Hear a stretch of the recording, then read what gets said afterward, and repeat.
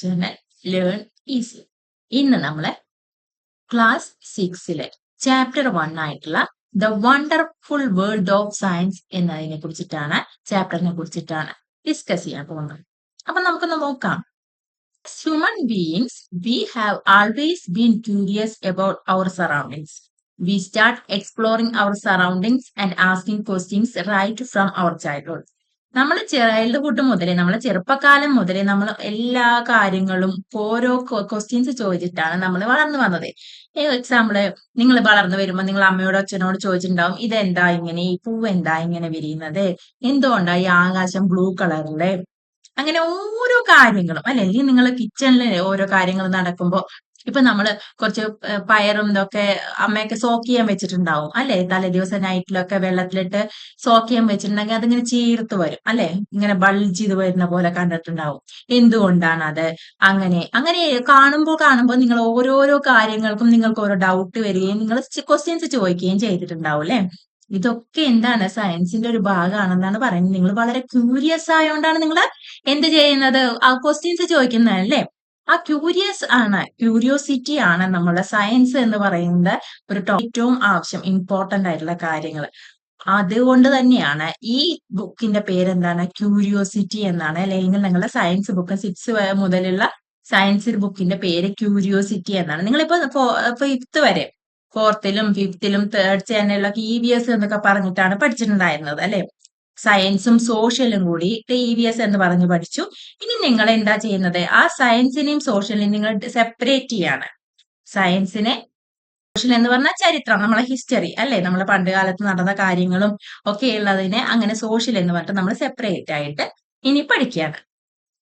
Thinking, observing and doing things to understand the world we live in and to uncover the secrets of the universe. എന്താ science എന്ന് പറയുന്നത്? Science പറഞ്ഞാൽ ഒരു way of thinking ആണ്, നമ്മളൊരു ചിന്തകളാണ് അല്ലെ. നമ്മൾ എന്ത് ചെയ്യണം, അതിന്റെ കൂടെ ഒബ്സർവ് ചെയ്യണം. അതുപോലെ തന്നെ doing things to understand the world. നമ്മളെ ഈ ലോകത്തിലുള്ള ഓരോരോ കാര്യങ്ങളും അല്ലെ, നമ്മളെ ഇതിന്റെ ചുറ്റും, നമുക്ക് ചുറ്റും കുറെ രഹസ്യങ്ങളുണ്ട്, നമ്മുടെ സീക്രട്സുകൾ ഉണ്ട് അല്ലെ. നമ്മൾ പറഞ്ഞ പോലെ എന്തുകൊണ്ടാണ് ഈ സ്റ്റാർസ് ഇങ്ങനെ മിന്നിത്തിളങ്ങുന്നത് അല്ലെ. അങ്ങനെ ഓരോരോ കാര്യങ്ങളും നമ്മള് ഭൂമിയുടെ പുറത്തായാലും ഭൂമിയുടെ ഉള്ളിലായാലും നമുക്ക് ചുറ്റായാലും പല പല കാര്യങ്ങൾ ഇനിയും കണ്ടെത്താനുണ്ട്. അപ്പൊ അതിനെയൊക്കെ ഇപ്പൊ കുറിച്ചിട്ട് നമ്മൾ വളരെയധികം ഒബ്സർവ് ചെയ്യുകയും ചിന്തിക്കുകയും ഒക്കെ ചെയ്തിട്ട് നമ്മൾ അതിന്റെ പിന്നാലെ പോയി അതിനെ കണ്ടുപിടിക്കണം. അതാണ് സയൻസ് എന്ന് പറയുന്നത്. നമുക്ക് ചുറ്റും ഒരുപാട് കാര്യങ്ങളുണ്ട് അല്ലെ. നമ്മളെ ലീഫുകള്, ഗ്രാസുകള്, നമുക്ക് ഡിഫറെന്റ് ടൈപ്സ് ഓഫ് ലീഫിനെ കാണാം അല്ലെ. ഞങ്ങള് പൂക്കൾ വിരിയുന്നത് അല്ലെ, ഫോറസ്റ്റിലെ ഡിഫറെന്റ് ടൈപ്സ് ഓഫ് ട്രീസ് ഉണ്ടാവും. നിങ്ങള് അല്ലെ ഗ്രെയിൻസ്, സാൻഡ് കണ്ടിട്ടില്ലേ, മണൽത്തരികള്, അതുപോലെ നമ്മളെ മൗണ്ടെയിൻസ്, അങ്ങനെ നമുക്ക് ചുറ്റുമുള്ള പല കാര്യങ്ങളും നമ്മൾക്ക് ഇനിയും നമ്മൾ കണ്ടെത്താത്തതുണ്ട്. നിങ്ങൾ കണ്ടെത്തിയതിന്റെ പിന്നാലെ നമ്മൾ പോകേണ്ടതായിട്ടുള്ള അത്യാവശ്യമുണ്ട്, ഡിസ്കവർ ചെയ്യുന്നതിന് വേണ്ടിയിട്ട്. നമ്മൾ എന്തുകൊണ്ടാണ്, ഞാൻ നേരത്തെ പറഞ്ഞ പോലെ അല്ലെ, നമ്മൾ എപ്പോഴും ചിന്തിച്ചിട്ടുണ്ടാവും, ഇല്ലെങ്കിൽ നിങ്ങൾ കുട്ടിയാവുമ്പോഴെങ്കിലും ഒരു പ്രാവശ്യമെങ്കിലും ചോദിച്ചിട്ടുണ്ടാവും, എന്താ ഈ ആകാശത്തിന് മിന്നിത്തിളങ്ങുന്നത്, എന്താണ് സ്റ്റാർസ്, എന്തുകൊണ്ടാണ് ഇങ്ങനെ മിന്നിത്തിളങ്ങുന്നത് അല്ലെ. എങ്ങനെയാണ് ഈ മൊട്ടുകളല്ലേ, പൂവിന്റെ മൊട്ടുകളൊക്കെ അതെങ്ങനെ ഇങ്ങനെ വിടരുന്നത് എന്തുകൊണ്ടാണ്, ഇങ്ങനെ പല പല ഡൗട്ടുകൾ നിങ്ങൾക്ക് ഉണ്ടാവും.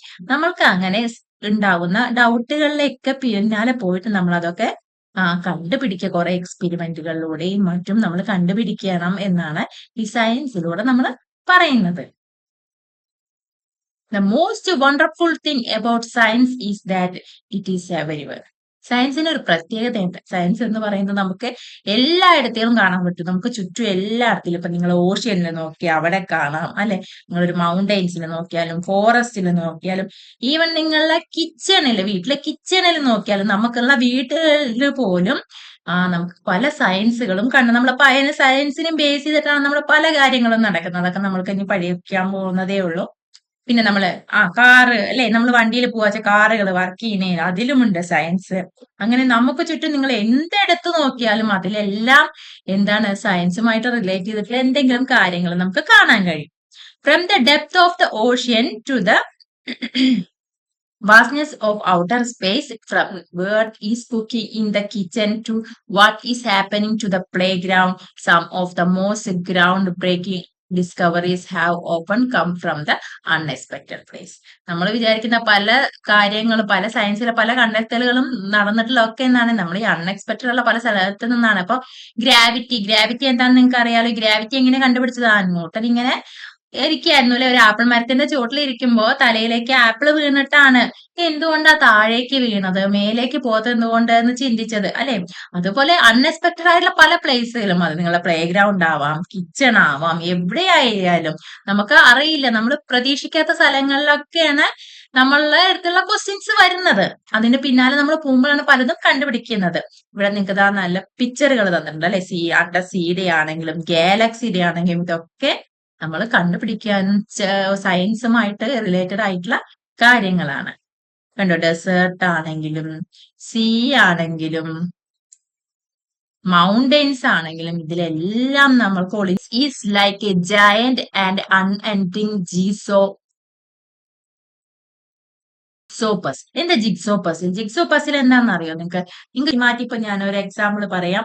ഒരു കാറിന്റെ പിക്ചർ ആണെന്ന് വെക്കാം. ഈ പസിലുള്ളത് കാറിന്റെ പിക്ചറാണ്. പക്ഷെ നമ്മൾ ആ പസിലിനെ എന്തായിരിക്കും, ആകെ ഇങ്ങനെ സ്കാറ്റേർഡ് ആയിട്ട് അവിടെയും ഇവിടെ കേട്ട് വെച്ചിട്ടാണെങ്കിൽ നമുക്ക് തരിക. അത് നമ്മൾ കറക്റ്റ് വെച്ചിട്ട് അതിൽ ഒളിഞ്ഞിരിക്കുന്ന പിക്ചർ എന്താന്ന് കണ്ടുപിടിക്കണം. നിങ്ങൾക്ക് അറിയോ, ആ കളി അറിയോ? അതുപോലെയാണ് സയൻസ് എന്ന് പറയുന്നത്. സയൻസ് എന്ന് പറയുന്നത് ഒരു വളരെ വലിയ ഒരു ടോപ്പിക്കാണ്. അതിനെ എന്ന് പറയുന്നത് നെവർ എൻഡിങ് ആണ്. അതിന്റെ ഒരു അവസാനമില്ല. കുറച്ചു ദൂരം പോയാൽ കഴിഞ്ഞു, സയൻസ് കഴിഞ്ഞു, അങ്ങനെയില്ല. സയൻസ് എന്ന് പറയുന്നത് ഒരു വാസ്റ്റ് ആയിട്ടുള്ള ഒരു വലിയ ടോപ്പിക്കാണ് എന്ന് പറയുന്നത്. അത് എങ്ങനെയാണ് ജിക്സോ പസിൽ പോലെ എന്ന് പറയാൻ കാരണം എന്താണെന്ന് അറിയോ? Every new discovery we make add another piece to the puzzle അല്ലെ. നമ്മള് ആ പസിൽ ഗെയിമിൽ ഒരു പസിൽ വെച്ചാൽ അതിനോട് കണക്ട് ചെയ്തിട്ടാണ് നമ്മൾ അടുത്ത പസിൽ വെക്കുന്നത് അല്ലെ. അങ്ങനെ അതിനോട് കണക്ട് ചെയ്ത് വെക്കും. അങ്ങനെയാണ് നമുക്ക് ആ ഷേപ്പ് കിട്ടുന്നത്. അതുപോലെ തന്നെയാണ് നമ്മള് സയൻസിൽ ഒരു കാര്യം കണ്ടുപിടിച്ചാൽ അതിനുമായിട്ട് കണക്ട് ചെയ്ത് പോയിട്ട് അങ്ങനെ നമുക്ക് അടുത്തടുത്ത കാര്യങ്ങളിലേക്ക് പോകുന്നത്. Add you know the best thing about this puzzle? There is no limit to what we can discover, since every new piece of knowledge leads to more questions and more things to find out. ഈ പസിൽസിനെ പോലെ തന്നെ നമ്മൾ സയൻസിലെ ഓരോരോ നോളേജും നമ്മളെ പുതിയ പുതിയ ക്വസ്റ്റ്യൻസിലേക്കും പുതിയ കണ്ടുപിടുത്തങ്ങളിലേക്കും വഴിതെളിക്കും എന്നാണ് പറയുന്നത്. Sometimes we find that a piece of these puzzles has been put in the wrong place and need to be moved. New discoveries often change our understanding of the world. എന്ന് പറയുന്നത് നെവർ എൻഡിങ് ആണെന്നൊക്കെ പറഞ്ഞല്ലേ. നമ്മൾ പുതിയ കണ്ടുപിടുത്തങ്ങൾ നടത്തുന്നത് കൂടി പണ്ട് കണ്ടുപിടിച്ച പലതും ചിലപ്പോൾ തെറ്റാണെന്ന് നമുക്ക് മനസ്സിലാവും, ഇല്ലെങ്കിൽ തെറ്റായിരിക്കാം. നിങ്ങളിപ്പോ ഇതായിട്ട് പറയുകയാണെങ്കിൽ ഇപ്പൊ നമ്മൾ പറയുന്നത് എന്താണ്, ഭൂമിയിൽ മാത്രമാണ് ജീവനുള്ളൂ എന്ന് പറയുന്നുണ്ട് അല്ലെ. അതിനുള്ള പ്രൂഫേ നമുക്ക് ഉള്ളൂ ഇപ്പോ. പക്ഷെ ഇപ്പൊ നമ്മൾ അന്വേഷിച്ചുകൊണ്ടിരിക്കുന്നുണ്ട് ചൊവ്വയിലോ അല്ലെങ്കിൽ മൂണിലോ എവിടെയെങ്കിലും വേറെ ജീവനുണ്ടോ, വെള്ളം ഉണ്ടോ എന്നൊക്കെ അന്വേഷിച്ച് നമ്മൾ പോയിക്കൊണ്ടിരിക്കുകയാണല്ലേ. നാളെ ഇല്ലെങ്കിൽ ഭാവിയിൽ ഫ്യൂച്ചറിൽ നമുക്ക് എവിടെയെങ്കിലും വേറൊരു സ്ഥലത്ത് ജീവനുണ്ട് അല്ലെങ്കിൽ ഇതുണ്ടെന്ന് കണ്ടു കഴിഞ്ഞാൽ എന്ത് ചെയ്യണം, നമുക്കത് മാറ്റേണ്ടി വരും അല്ലെ. ഭൂമിയിൽ മാത്രമേ ഉള്ളൂ ജീവൻ നിലനിൽക്കുന്നു എന്നുള്ള ധാരണ മാറ്റേണ്ടി വരും. വി ഡോണ്ട് നോ, നമുക്കറിയില്ല. ഇപ്പൊ ഫ്യൂച്ചറിൽ അല്ലെങ്കിൽ നാളെ എന്തോ ആണ് ഈ സയൻസിൽ മാറ്റം വരിക എന്ന് നമുക്ക് പറയാൻ പറ്റില്ല. നിങ്ങൾക്ക് അറിയാതെ തന്നെ ഇപ്പൊ പണ്ടൊക്കെ ആണെങ്കിൽ പഴയ ടിവികളാണ് ഉപയോഗിച്ചിരുന്നത് അല്ലെ. പഴയ ടിവികൾ നിങ്ങൾക്ക് അറിയോ? നിങ്ങൾക്ക് വലിയ ടിവികളൊക്കെ നിങ്ങൾ പിക്ചറിൽ കണ്ടിട്ടുണ്ടാവും അല്ലെ. പിക്ചറിലെങ്കിലും കണ്ടിട്ടുണ്ടാവും അല്ലെ. ഇപ്പൊ നിങ്ങൾ LED ടിവികളായി. ഇപ്പൊ ടിവികളിൽ തന്നെ മാറ്റങ്ങളായി. ഫോണുകളിൽ പണ്ട് ഉപയോഗിച്ചിരുന്നത് ലാൻഡ് ഫോണാണ്, അതൊന്ന് മൊബൈൽ ഫോണായി. മൊബൈൽ ഫോണിൽ തന്നെ നമുക്ക് എന്താ പറയാ, ഒരുപാട് വെറൈറ്റി വന്നുകൊണ്ടിരിക്കും. ഇപ്പൊ വീഡിയോ കോൾ ചെയ്യാം. പണ്ടൊന്നും നമുക്ക് അങ്ങനെ കോളിൽ തന്നെ ഇപ്പൊ ലാപ്ടോപ്പ് എന്ന സംവിധാനം വന്നു, ടാബ് അല്ലെ. അപ്പൊ ഓരോ കാലം കഴിയും തോറും ഇല്ലെങ്കിൽ ഓരോ ദിവസങ്ങൾ കഴിയും തോറും നമുക്ക് സയൻസിൽ തന്നെ മാറ്റങ്ങൾ വന്നുകൊണ്ടിരിക്കുകയാണ്. അത് നമ്മുടെ ജീവിതത്തെയും വളരെയധികം മാറ്റിക്കൊണ്ടിരിക്കുകയാണ്. കണ്ടുപിടുത്തങ്ങളും നമ്മളെ ചുറ്റുപാടുള്ള പല കാര്യങ്ങളെയും മാറ്റുന്നുണ്ട്. Looking at our home planet Earth, it is the only planet we know that support life, and it has an environment that we must protect. There is an amazing variety of life on Earth, planet and animals that have managed thrive in different regions in this planet. നമ്മളിപ്പോ നേരത്തെ പറഞ്ഞ പോലെ തന്നെ ഇപ്പൊ നമുക്ക് എങ്ങനെയാണ് ഭൂമിയിൽ മാത്രമേ ജീവൻ നിലനിൽക്കുന്നുള്ളൂ എന്നുള്ളതാണ് നമ്മളിപ്പോ പറയുന്നത്. കാരണം അതിനുള്ള എവിഡൻസ് തന്നെ ഉള്ളൂ. നമുക്ക് വേറെ പല പ്ലാനറ്റിലും ഉണ്ടോ എന്നുള്ളതിനൊന്നും ഒരു പ്രൂഫും ഇല്ല. അതുകൊണ്ട് ഇപ്പൊ നമ്മൾ എന്ത് പറയുന്നത്, ജീവൻ നിലനിൽക്കുന്നത് എർത്തിൽ മാത്രമാണ്. എന്തോ അത് നമ്മൾ പറയുന്ന സണ്ണിൽ നിന്നും പെർഫെക്റ്റ് ആയിട്ടുള്ള ഡിസ്റ്റൻസിലായത് കൊണ്ടാവാം. അങ്ങനെ പല പല കാരണങ്ങളാണ് നമ്മളിപ്പോ പറയുന്നുണ്ട്. നമുക്കറിയാം എർത്തിൽ മാത്രമേ നമുക്ക് അറ്റ്മോസ്ഫിയർ ഉള്ളൂ, ഓക്സിജൻ നമുക്ക് ബ്രീത്ത് ചെയ്യുന്നതിന് ആവശ്യമായിട്ടുള്ള ഓക്സിജൻ സപ്പോർട്ട് ഉള്ളൂ എന്നൊക്കെയാണ് പറയുന്നത്. നിങ്ങൾക്ക് ഭൂമിയിൽ തന്നെ നമുക്ക് നോക്കിയാൽ നമുക്ക് ചുറ്റും നോക്കിയാൽ വെറൈറ്റി ഓഫ് വാരിറ്റി ആയിട്ടുള്ള വെറൈറ്റിയിലെ എനിമൽസും പ്ലാന്റ്സും ഒക്കെ നിങ്ങൾക്ക് കാണാൻ കഴിയും. അവ നമ്മള് ഓരോ റീജിയനിലും ഡിഫറെന്റ് ആയിരിക്കും അല്ലെ. ഓരോ ഭാഗത്ത് കാണുന്ന അതേ പ്ലാന്റ്സിനെ എനിമൽസിനെ എന്നല്ല നമ്മൾ വേറെ ഭാഗത്തുനിന്ന് കാണപ്പെടുന്നത് അല്ലെ. ഇങ്ങനെ ഡിഫറെന്റ് ഡിഫറെന്റ് ആയിട്ടുള്ള ഒരുപാട് തരത്തിലുള്ള ജീവജാലങ്ങളുള്ള ഒരു പ്ലാനറ്റ് ആണ് ഭൂമി. Have seen a seed grow into a plant, a caterpillar transform into a beautiful butterfly, and many more such observations. Why do these plants and animals grow? നിങ്ങൾ എപ്പോഴെങ്കിലും ചിന്തിച്ചിട്ടുണ്ടോ? നിങ്ങൾ സീഡ് കുഴിച്ചിട്ട് നോക്കിയിട്ടുണ്ടോ? ഇല്ലെങ്കിൽ ഇന്ന് പോയി കുഴിച്ചിട്ട് നോക്കണം. ഒരു സീഡ് എടുത്തിട്ട് നിങ്ങൾ കുറച്ച് മണ്ണില് കുഴിച്ചിട്ട് നോക്കുക. എന്നിട്ട് അതിന് ദിവസേന വെള്ളം ഒഴിച്ചിട്ട് അതിന്റെ വളർച്ച നിങ്ങൾ ഒബ്സർവ് ചെയ്യാം. അതെങ്ങനെയാണ്, ഓരോ ദിവസവും അതിനുണ്ടാകുന്ന ചേഞ്ച് എന്താണ് എന്നൊക്കെ നിങ്ങൾ എന്ത് ചെയ്യണം? ഒബ്സർവ് ചെയ്യണം. മാത്രമല്ല കാറ്റർപില്ലറിനെ എല്ലാവരും കണ്ടിട്ടുണ്ടാവും അല്ലെ. ബട്ടർഫ്ലൈ ആകുന്ന ഇത് എങ്ങനെയാണ് കണ്ടു? ഇങ്ങനെ ഒരു വേമായിട്ടുള്ള ഒരു സാധനത്തിന് കുറച്ച് കഴിഞ്ഞ ചിറകൾ മുളയ്ക്കുന്നു. അത് എത്ര ബ്യൂട്ടിഫുൾ ആയിട്ടുള്ള വിങ്സ് ഒക്കെയാണ് അല്ലെ. എന്നിട്ട് അതിങ്ങനെ പാറി പറക്കണുണ്ട് അല്ലെ. അതുപോലെ തന്നെ നിങ്ങൾക്ക് പശുക്കുട്ടീനെ കണ്ടിട്ടില്ലേ? അത് പശുക്കുട്ടികള് അത് കുഞ്ഞു കുട്ടിയാകുമ്പോ അങ്ങനെ തുള്ളിച്ചാടി നടന്ന് കാണിക്കുന്ന എത്ര വേഗമാണ് അത് ഓരോ അല്ലെ സ്റ്റേജും കഴിഞ്ഞ് വലുതാകുന്നത്. ചുറ്റും അങ്ങനെ നോക്കിയ പല കാര്യങ്ങളും നമ്മൾ വണ്ടറടിച്ച് നിൽക്കുന്ന പല മാറ്റങ്ങളും നമുക്ക് ചുറ്റുമുണ്ട്. എങ്ങനെയാണ് ഇതെല്ലാം സംഭവിക്കുന്നത് നിങ്ങൾ ചിന്തിച്ചിട്ടുണ്ടോ എന്നാണ് ചോദിക്കുന്നത്. We need food to eat, and especially in a large and diverse country like India. Food is so fascinating. വളരുന്ന കാര്യങ്ങളൊക്കെ പറഞ്ഞു അല്ലെ. വളരാൻ എന്ത് വേണം നമുക്ക്? ഫുഡ് എന്ന് പറയുന്നത് ഇമ്പോർട്ടന്റ് ആണ് അല്ലെ. ന്യൂട്രിയൻസ് അടങ്ങിയിട്ടുള്ള നല്ല ഹെൽത്തി ഫുഡുകൾ അല്ലെ. ഇതൊക്കെ നമ്മൾ മുന്നേ പഠിച്ചിട്ടുണ്ടാവും. ബാലൻസ്ഡ് ഡയറ്റ് എന്താന്നൊക്കെ നമ്മൾ 3rd സ്റ്റാൻഡേർഡിലൊക്കെ പഠിച്ചിട്ടുള്ള കാര്യമാണ് അല്ലെ. ഈ ഫുഡ് പ്രത്യേകിച്ച് നമ്മളെ ഇന്ത്യയുടെ പ്രത്യേകത എന്താ?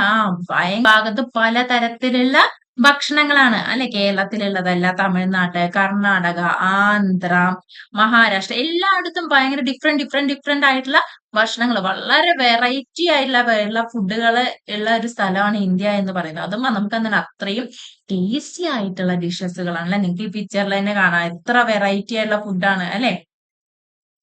ദോശ, ഇഡ്ലി, പൂരി അല്ലെ. പിന്നെ ഉപ്മാ, പിന്നെ ചപ്പാത്തി, റൊട്ടികളിൽ തന്നെ പലതരത്തിലുള്ള റൊട്ടികളുണ്ട് അല്ലെ. റൈസുകളാണെങ്കിലും അങ്ങനെ ഓരോ ഭാഗത്തും കാണപ്പെടുന്ന ഡിഷ് എന്ന് പറയുന്നത് ഓരോ തരത്തിലാണ്. With food we need water to survive അല്ലെ. നമുക്ക് ഫുഡ് മാത്രം പോരാ, ഫുഡിന്റെ കൂടെ എന്തുകൂടി വേണം? വാട്ടർ എന്ന് പറയുന്നത് എത്ര ഇമ്പോർട്ടന്റ് ആണെന്നൊക്കെ നമ്മൾ മുന്നേ ക്ലാസ്സുകളിൽ പഠിച്ചതാണ് അല്ലെ. Water is A precious gift എന്നൊക്കെ പറഞ്ഞ് നമ്മൾ പഠിച്ചു. Water is such A delightful substance എന്ന് പറയുന്നത് എത്രത്തോളം ഇമ്പോർട്ടന്റ് ആണ് നമ്മുടെ ലൈഫിൽ. നമുക്ക് വെള്ളം ഇല്ലാതെ ജീവിക്കാൻ പറ്റില്ല എന്നൊക്കെ നമ്മൾ പഠിച്ച കാര്യങ്ങളാണ് മുന്നത്തെ ക്ലാസ്സുകളിൽ അല്ലെ. നമുക്ക് കുടിക്കാനും കുളിക്കാനും എല്ലാ ജീവജാലങ്ങൾക്കും വളരുന്നതിനും എല്ലാത്തിനും എന്താണ്? വെള്ളം ആവശ്യമാണ്. വെള്ളം ഇല്ലാത്ത ഒരു ലോകത്തെ കുറിച്ചിട്ട് നമുക്ക് ചിന്തിക്കാൻ പറ്റില്ല അല്ലെ. ഒരു ദിവസം വെള്ളം നമുക്ക് വരുന്നില്ലെങ്കിൽ, വെള്ളം പൈപ്പിൽ വരുന്നില്ലെങ്കിൽ തന്നെ നമ്മളെ ജീവിതം എന്ന് പറയുന്നത് എത്ര ഡിഫിക്കൽട്ട് ആണ് അല്ലെ. എവിടുന്ന് നമുക്ക് ഈ വെള്ളം കിട്ടുന്നത്? റെയിനിൽ നിന്ന്, മഴയിൽ നിന്നാണ് അല്ലെ. എങ്ങനെയാ മഴ പെയ്യുന്നത്? വെരി ഗുഡ്, നമ്മൾ മുന്നേ പഠിച്ചിട്ടുണ്ട്. ഇവാപറേഷൻ, പ്രസിപ്പിറ്റേഷൻ, കണ്ടൻസേഷൻ എന്നല്ലേ. വെള്ളത്തിന് എന്ന് പറയുന്നത്, വാട്ടർ എന്ന് പറയുന്നത് നമ്മൾ ഫ്രീസ് ചെയ്താൽ അല്ലെ ഇപ്പൊ എന്താവും? അത് ഐസ് ആയിട്ട് മാറും. ഐസ് എന്ന് പറയുന്നത് എന്താണ്? സോളിഡ് ഫോം ആണെന്ന് നമ്മൾ പഠിച്ചിട്ടുണ്ട്. സോളിഡ്, ലിക്വിഡ്, ഗ്യാസ് എന്ന് പറയുന്ന 3 ഫോം അല്ലെ, 3 സ്റ്റേറ്റുകൾ ഉണ്ടെന്ന് പഠിച്ചിട്ടുണ്ട്. വാട്ടർ അതിന്റെ സോളിഡ് ഫോം ആണ് ഐസ്. ലിക്വിഡ് ഫോം എന്താണ്? വെള്ളമായിട്ട് അല്ലെ. നമുക്ക് ഈ ഐസിനെ ബോയിൽ ചെയ്താൽ അല്ലെങ്കിൽ അതിനെ മെൽറ്റ് ചെയ്താൽ എന്താവും? വെള്ളമായി മാറും. അതിനെ വീണ്ടും ബോയിൽ ചെയ്താൽ അത് എന്തായി മാറും? ഗ്യാസ് ആയിട്ട് മാറും അല്ലെ. ഇവാപറേഷൻ. അതുപോലെ തന്നെ നമ്മൾ നല്ല കൂടുമ്പോ, സണ്ണിന്റെ ചൂട് നന്നായിട്ട് കൂടുമ്പോ ഒക്കെ എന്താവും? നമ്മളെ പോൺസിലും റിവറുകളിലും ഒക്കെ ഉള്ള വെള്ളം ഇവാപറേറ്റ് ചെയ്ത് പോകും അല്ലെ. അങ്ങനെ മേലേക്ക് ഇവാപറേറ്റ് ചെയ്ത് പോയിട്ട് എന്താ സംഭവിക്കുക? മേലെ പോയിട്ട് അത് തണുക്കും. തണുത്ത് ഇങ്ങനെ ക്ലൗഡ്സ് ആയിട്ട് മാറും. അല്ലെ? ക്ലൗഡ്സ് ആയിട്ട് മാറിയിട്ട് വീണ്ടും അത് എന്തായിട്ട് മാറും? ആ ക്ലൗഡ്സിന്റെ വെയിറ്റ് ഒക്കെ കൂടിയിട്ട് അത് എന്ത് ചെയ്യും? പ്രസിപ്പിറ്റേഷൻ ചെയ്യാൻ തുടങ്ങും. അല്ലെ? അങ്ങനെ മഴയായിട്ട് നമുക്ക് തിരിച്ച് ഈ റിവറില് പോൺസിലൊക്കെ കെട്ടിത്തുടങ്ങി. ഇതിങ്ങനെ ഒരു സൈക്ലിക് പ്രോസസ് ആയിട്ട് നടന്നുകൊണ്ടിരിക്കും. അതിന് നമ്മൾ എന്ത് പറയും? വാട്ടർ സൈക്കിൾ എന്ന് പറയും. അല്ലേ? ഇതൊക്കെ നമ്മൾ മുന്നേ പഠിച്ച കാര്യങ്ങളല്ലേ? ഒന്ന് ഓർമ്മിപ്പിച്ചു എന്നേ ഉള്ളൂ ഇതൊക്കെ. ഈ ചാപ്റ്റർ എന്ന് പറയുന്നത് വളരെ സിമ്പിൾ ആയിട്ടുള്ള ചാപ്റ്റർ ആണ്. നമ്മൾ ഈ 6th സ്റ്റാൻഡേർഡില് ഈ ബുക്കിൽ എന്തൊക്കെയാണ് പഠിക്കുന്നതെന്ന് ഈ ചാപ്റ്ററിൽ ചെറുതായിട്ട് ഇൻക്ലൂഡ് ചെയ്യുന്നുണ്ടെന്നേ ഉള്ളൂ കേട്ടോ. ഇതിനെ കുറിച്ചിട്ടൊക്കെ നമ്മൾ ഡീറ്റെയിൽ ആയിട്ട് പഠിക്കും കൂടി ചെയ്യുന്നുണ്ട്. Then again, there are so many different things around us. The paper we write on, the metal key, the plastic ruler, and the rubber eraser in our box. The magnet that keeps the box closed, the clothes we wear, the cup we drink milk in, and so many other things. നമുക്ക് ചുറ്റും ഒരുപാട് സാധനങ്ങളുണ്ട് അല്ലെ? Paper, plastic, അല്ലെ, റബ്ബറുകളുണ്ട്, plastic ചെയറുകളുണ്ട്, പിന്നെ magnet ഇതാക്കിയിട്ടുള്ള box ഒക്കെ അടയ്ക്കാൻ നിങ്ങൾക്ക് ഒരു മാഗ്നറ്റിക് എഫക്റ്റ് ഉണ്ടാവില്ലേ? അവിടെ ഒരു മാഗ്നറ്റിനെ കണ്ടിട്ടില്ലയോ? അതുപോലെ പിന്നെ വേറെ എന്തൊക്കെ ഉണ്ടാവും? നിങ്ങൾ ചായയോ പാലോ ഒക്കെ കുടിക്കുന്ന കപ്പുകൾ, നിങ്ങൾ ധരിക്കുന്ന വസ്ത്രങ്ങള്, അങ്ങനെ നമുക്ക് ചുറ്റും പല പല സാധനങ്ങളും ഉണ്ട് അല്ലെ? എല്ലാ സാധനങ്ങളും ഒരേ മെറ്റീരിയൽ കൊണ്ടാണോ ഉണ്ടാക്കിയിരിക്കുന്നത്? നിങ്ങൾ ആ പേപ്പർ ഉണ്ടാക്കിയിരിക്കുന്ന മെറ്റീരിയൽ കൊണ്ടാണോ നിങ്ങൾ പാല് കുടിക്കുന്ന കപ്പ് ഉണ്ടാക്കിയിരിക്കുന്നത്? അല്ലല്ലോ. അതുകൊണ്ടല്ല. നിങ്ങൾ റബ്ബർ അല്ലെ, ഇറേസർ ഉണ്ടാവും അല്ലെ, അത് ഉണ്ടാക്കിയിരിക്കുന്നത്. അതുകൊണ്ടാണോ നിങ്ങൾ ബോക്സ് ഉണ്ടാക്കിയിരിക്കുന്നത്? നിങ്ങൾ അങ്ങനെ നോക്കുമ്പോൾ ഓരോ സാധനങ്ങളും, നിങ്ങളെ ചാവി, സൈക്കിളിന്റെ ഒക്കെ ചാവി ഉണ്ടാവില്ലേ, കീ, അതിന്റെ കീ ഉണ്ടാക്കിയിരിക്കുന്നത് അതുകൊണ്ടാണ്. ഓരോ മെറ്റീരിയലും ഡിഫറെന്റ് ആണ് അല്ലെ? ഓരോ സാധനങ്ങൾ ഉണ്ടാക്കിയതായിട്ടുള്ള മെറ്റീരിയലും ഡിഫറെന്റ് ആണ് അല്ലെ? പ്ലാസ്റ്റിക്, മെറ്റൽസ്, അങ്ങനെ ഓരോരോ സാധനങ്ങളും കൊണ്ട് വ്യത്യസ്തമായ സാധനങ്ങൾ കൊണ്ടാണ് നമുക്ക് ചുറ്റുമുള്ള ഓരോരോ കാര്യങ്ങൾ ഉണ്ടാക്കുന്നത്. ഇതൊക്കെ നമ്മൾ ഡീറ്റെയിൽ ആയിട്ട് നമ്മൾ വരുന്ന ചാപ്റ്ററുകളിൽ പഠിക്കുന്നുണ്ട്. അങ്ങനെ നമ്മൾക്ക് നോക്കാം, നമ്മളെ ചുറ്റുവട്ടത്ത് നോക്കിയാൽ തന്നെ ഒരുപാട് വ്യത്യസ്തതരം വെറൈറ്റി ആയിട്ടുള്ള കാര്യങ്ങൾ നമുക്ക് പിടിക്കാൻ പറ്റും.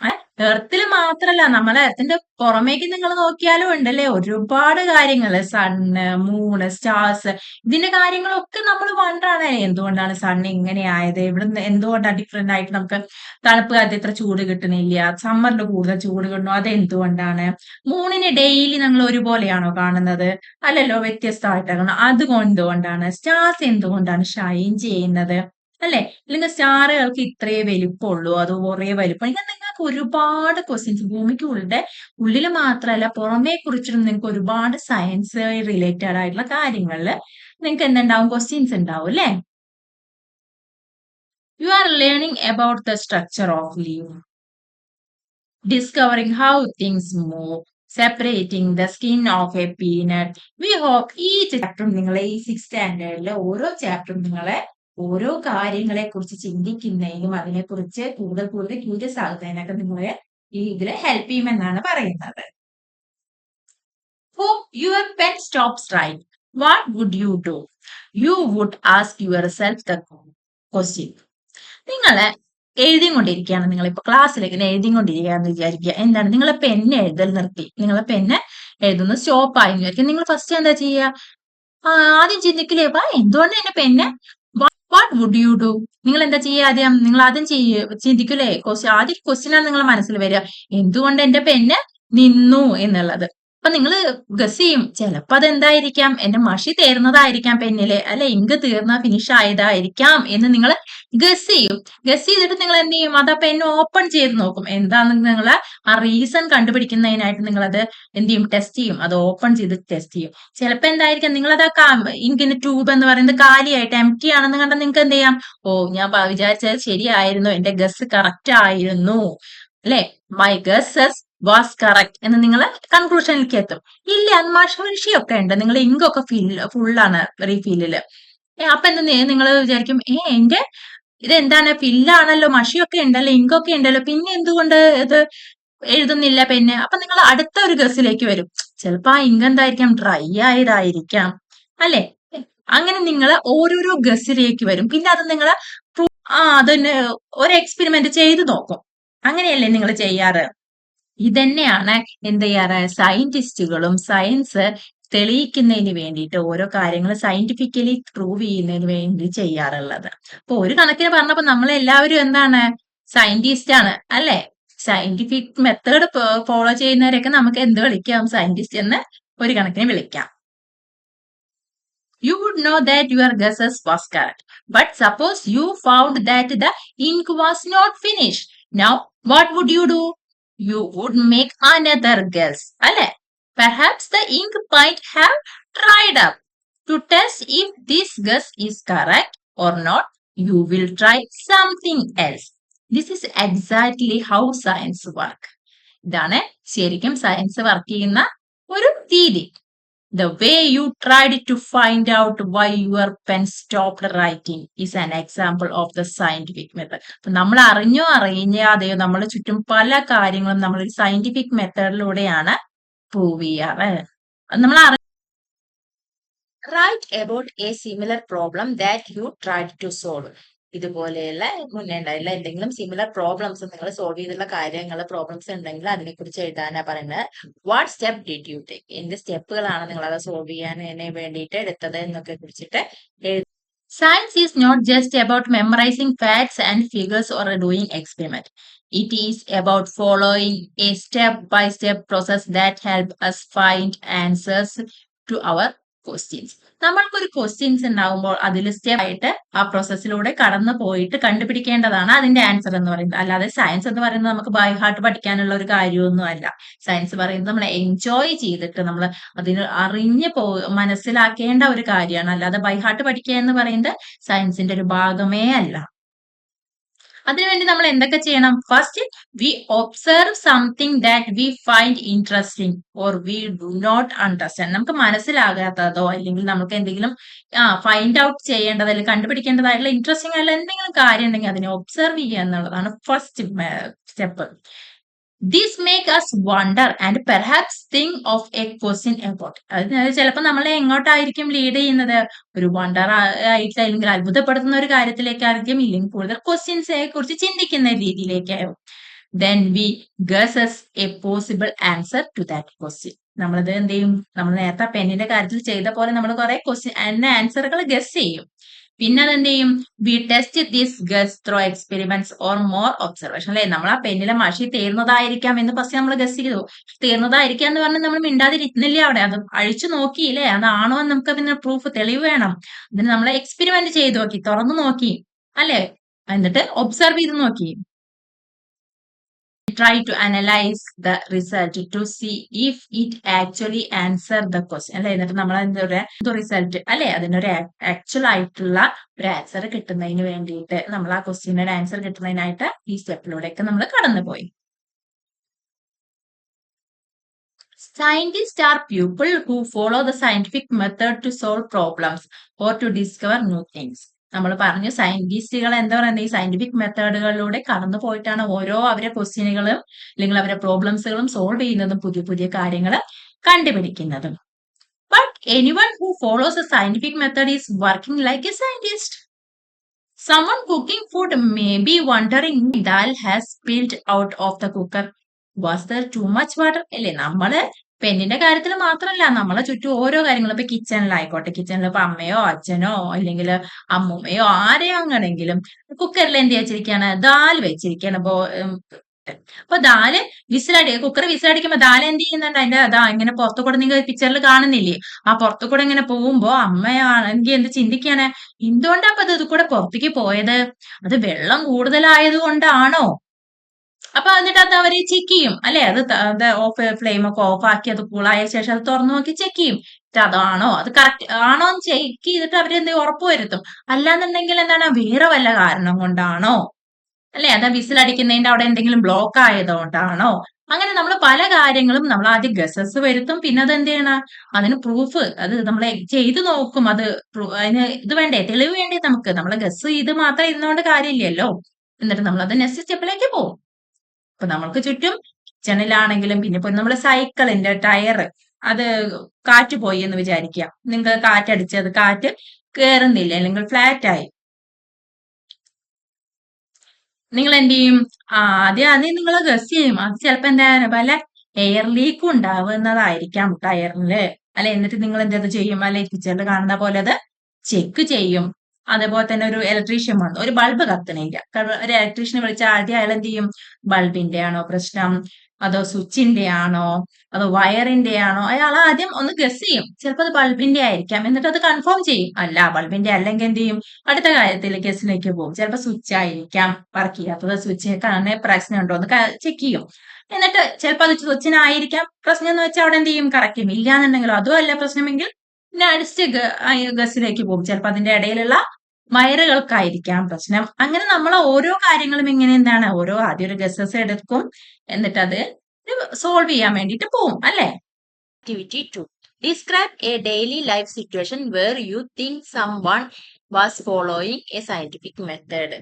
നിങ്ങളുടെ ഡെയിലി ലൈഫിൽ നിങ്ങൾ ചുറ്റും ഒരുപാട് നമ്മൾ പറഞ്ഞൂല്ലേ, ഓരോ സയന്റിഫിക് മെത്തേഡിലൂടെ നമ്മൾ ഓരോ കാര്യങ്ങളും നമ്മൾ അറിയാതെ തന്നെ സോൾവ് ചെയ്യുന്നുണ്ട്. അതിനെ കുറിച്ചിട്ട് എഴുതാനാണ് പറയുന്നത്. There are several daily life situations where we knowingly or unknowingly apply the scientific method. നമ്മൾ അറിഞ്ഞോ അറിയാതെ നമ്മുടെ ഡെയിലി ലൈഫിൽ ഒരുപാട് ഇങ്ങനെ സയന്റിഫിക് മെത്തേഡിലൂടെ കടന്നു പോകുന്നുണ്ട്. നമ്മൾ ഇതുപോലെ സയന്റിഫിക് മെത്തേഡുകളിലൂടെ കടന്നു പോകുമ്പോൾ എന്താണ്? Learning science will develop our capabilities for finding solutions to bigger problems and solving more mysteries of the universe.